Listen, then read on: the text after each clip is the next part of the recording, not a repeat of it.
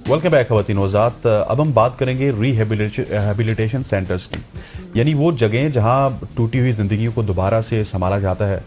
मनशियात की लत हो या फिर जहनी दबाव, डिप्रेशन हो या फिर कोई नफ्सियाती मसला, रिहैब सेंटर सिर्फ इलाज नहीं फराम करते बल्कि मरीज़ को एक नई शुरुआत देते हैं।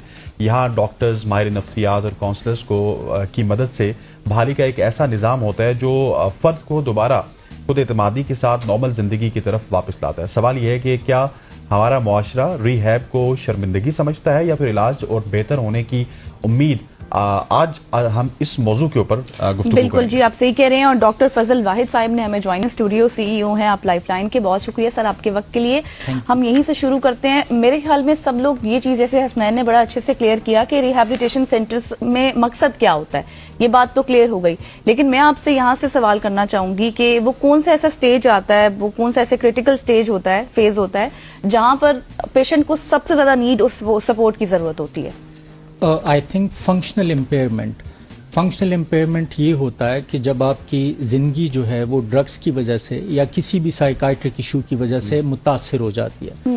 जब आपकी प्रोडक्टिविटी अरेस्ट हो जाती है, जब आपके रिश्ते उससे मुतासर होने लगते हैं, जब आपकी सेहत मुतासर होने लगती है और वो जो मसला दरपेश होता है वो मरीज़ों से खुद से हैंडल नहीं हो रहा होता, ना ही फैमिली को समझ आ रही होती है कि हमें इस स्टेज पे क्या करना चाहिए। तो I think that is the high time कि हमें फिर प्रोफेशनल हेल्प लेने की ज़रूरत होती है और हमें रिहेबिलिटेशन सेंटर से या जो भी उससे मुतल्लिका प्रोफेशनल होता है उससे रब्ता करने की ज़रूरत होती है। अच्छा, जिस तरह मैंने डॉक्टर साहब अपने इंट्रो में बताया कि हम रिहैब करवाना या फिर रिहैब सेंटर में जाना अपनी एक तौहीन समझते हैं, इसमें हमें शर्मिंदगी होती है। सो आप तो माशाल्लाह से इसी सेटअप में हैं और यही तमाम तर चीज़ें आप अरसा दराज से देखते आ रहे हैं। इसमें क्या कमी हुई है या फिल वक्त भी हमें बड़ी शर्मिंदगी होती है कि हम रिहैब सेंटर में जा रहे हैं? शर्मिंदगी इतनी ज़्यादा है कि एवरेज पे फैमिलीज़ को तकरीबन 7 साल लग जाते हैं किसी भी रिहैब को अप्रोच करने में, और ये 7 साल वो इस शर्मिंदगी की वजह से बजाय कि वो प्रोफेशनल हेल्प सीख करें वो घरेलू टोटके आजमाते हैं। वो अपने तरीके से इन मसाइल को हैंडल करने की कोशिश करते हैं, लेकिन वो उसमें बुरी तरह नाकाम हो जाते हैं क्योंकि ये एक ऐसा मसला है जिसमें सिर्फ प्रोफेशनल हेल्प से ही हमें कुछ फ़ायदा हो सकता। जैसे आज भी हम यहाँ पे बैठ के इस बारे में बात कर रहे हैं तो मीडिया पे जो अवेयरनेस का एक सिलसिला चल पड़ा है, इस वजह से स्टिग्मा में काफ़ी जो है कमी आ रही है। साथ ही साथ चूँकि सोशल मीडिया के ज़रिए और फैमिलीज़ चूँकि अब पढ़ाई लिखाई का रुझान ज़्यादा हो गया तो अब अल्हम्दुलिल्लाह कमी आ रही है, लेकिन इतनी कोई सिग्निफिकेंट कमी नहीं आई जिसमें हम कह सकें कि स्टिग्मा का मसला जो है वो अभी हल। अच्छा डॉक्टर साहब, अभी आपने बात की ना घरेलू टोटकों के हवाले से। एक इंसान है जो कि जिसको एडिक्शन है, एक इंसान है जो कि किसी ट्रॉमा से गुजर रहा है, तो दोनों की जो ट्रीटमेंट अप्रोच है वो किस तरह से डिफरेंट होगी? बिल्कुल डिफरेंट होता है। जब भी हमारे पास पेशेंट्स आते हैं तो सबसे पहले एक टीम जो है उनकी पूरी हिस्ट्री लेकर डायग्नोसिस करती है कि इशू क्या है। उसके बाद उनका ट्रीटमेंट जो है वो फार्मूलेट होता है, और ट्रीटमेंट फार्मूलेशन में पेशेंट की जो इंडिविजुअल पर्सनैलिटी है, उसकी जो हिस्ट्री है, फैमिली का जो डायनामिक्स हैं, बीमारी के क्या स्टेजेस हैं और क्या सिम्टम्स हैं, इन तमाम चीज़ों को जहन में रख कर फिर उनका जो ट्रीटमेंट है वो फार्मूलेट किया जाता है। और ये हमेशा टेलर्ड होता है, इंडिविजुअली टेलर्ड होता है। One size doesn't fit all वाला फार्मूला यहाँ नहीं चलता कि एक ही इलाज है और उससे सबका, जी ऐसा बिल्कुल भी नहीं है। स्पेशली साइकाइट्रिक इश्यूज जो होते हैं वो बड़े कॉम्प्लेक्स होते हैं। उसमें हमने देखना होता है कि चाइल्डहुड क्या एक्सपीरियंसेस हैं, इनके ट्रॉमास कितने, इनके किस तरह के ट्रॉमास से ये बच्चा या बंदा गुजरा है, फैमिली का स्ट्रक्चर और डायनामिक्स क्या हैं। तो इन तमाम चीज़ों को जहन में रखकर फिर उनका ट्रीटमेंट जो है। अच्छा डॉक्टर साहब, इसके अब थोड़ा सा अगर हल की बात कर ली जाए, आपने स्टिग्मा की बात की, वो ख़त्म नहीं हो रहा। इसके अलावा अगर एडिक्शन की बात की जाए या फिर ट्रॉमा की बात जिस तरह से गज़ल ने की, या फिर आप डिप्रेशन की बात कर लें, बाद लोग तो इतना डिप्रेस हो जाते हैं कि वो उनकी ज़िंदगी से उनको हाथ धोना पड़ता है। तो ये तमाम तर चीज़ें हम किस तरह से इससे अवेयर हो सकते हैं और इसके एकदम जब ये हमारे ऊपर इफेक्ट आए तो हम रिहैब की तरफ जाएं या फिर अपने डॉक्टर की तरफ कंसल्ट करें? को अगर पता हो अलामात का, उनको अगर ये पता हो कि हमने किन सिम्टम्स को अपने ट्रेडिशनल विजडम या कन्वेंशनल विजडम से हल करना है और कौन से अलामात आएँ तो फिर हम अपने कन्वेंशनल विजडम की बजाय प्रोफेशनल हेल्प सीख करें कि ड्रग एडिक्शन के क्या सिम्टम्स हैं, एंग्जाइटी के क्या सिम्टम्स हैं, डिप्रेशन के क्या सिम्टम्स हैं और सुसाइडल اگر آئیڈیشن ہے تو اس کے کیا سمٹمز ہیں. ہر 40 سیکنڈ بعد ایک بندہ اپنی جان لے رہا ہے. جب سے ہم بات کر رہے ہیں 2-3 لوگ سوسائڈ کر چکے ہیں اس دوران. زیادہ ٹائم ہو گیا سر. ہاں جی زیادہ ٹائم ہو گیا. تو ایکچولی ان سمٹمز کا نہیں پتا ہے اور ہم تب اس پہ کچھ کرتے ہیں جب کوئی حادثہ ہوتا ہے یا پھر جب بیماری کافی پروگریس کر چکی ہوتی ہے اور پھر لاس جو ہے وہ irreversible ہو چکا ہوتا ہے.